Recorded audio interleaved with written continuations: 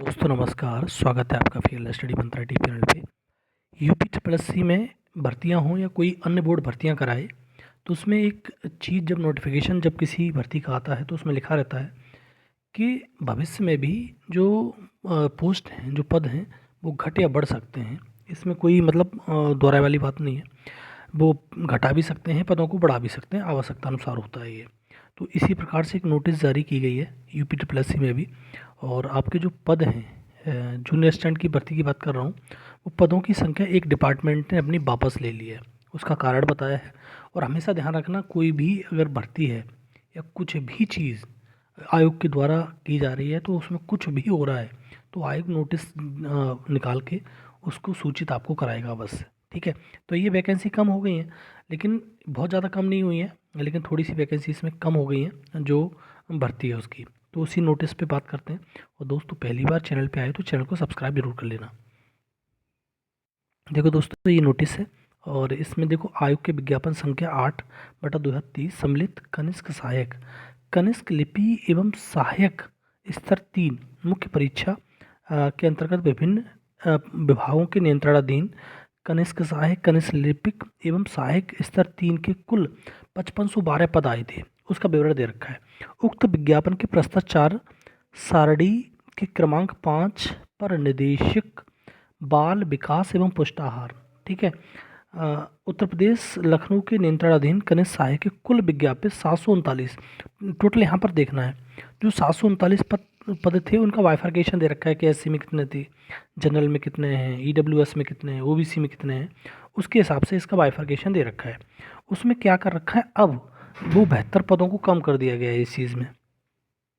ये टोटल जो पद थे उसके आपके 739, उसमें से 72 पदों को आयोग ने, मतलब जो डिपार्टमेंट है संबंधित, उसने वापस ले लिया है। उसने कारण बताया है कि जो मृतक आश्रित हैं उनको नियुक्ति दे दी गई है। ठीक है। मृतक आश्रितों नियुक्ति के समायोजन के दृष्टिगत जो 739 पद थे उनमें 72 जो पोस्ट है उनको कम कर दिया गया है।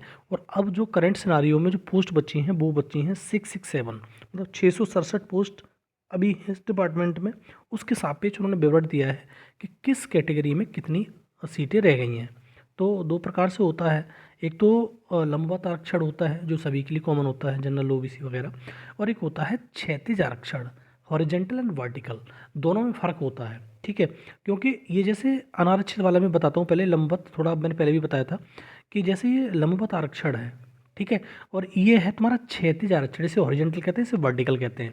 तो उसमें क्या होता है, जैसे ये वाला व्यक्ति है, मतलब अनुसूचित जाति वाला, वो भी जनरल में आ जाएगा, अनुसूचित जाति वाला ये भी जनरल में आ जाएगा, ओबीसी वाला ये भी जनरल में आ जाएगा, और तुम्हारा आर्थिक पिछड़ा वर्ग वाला ये भी जनरल में आ जाएगा।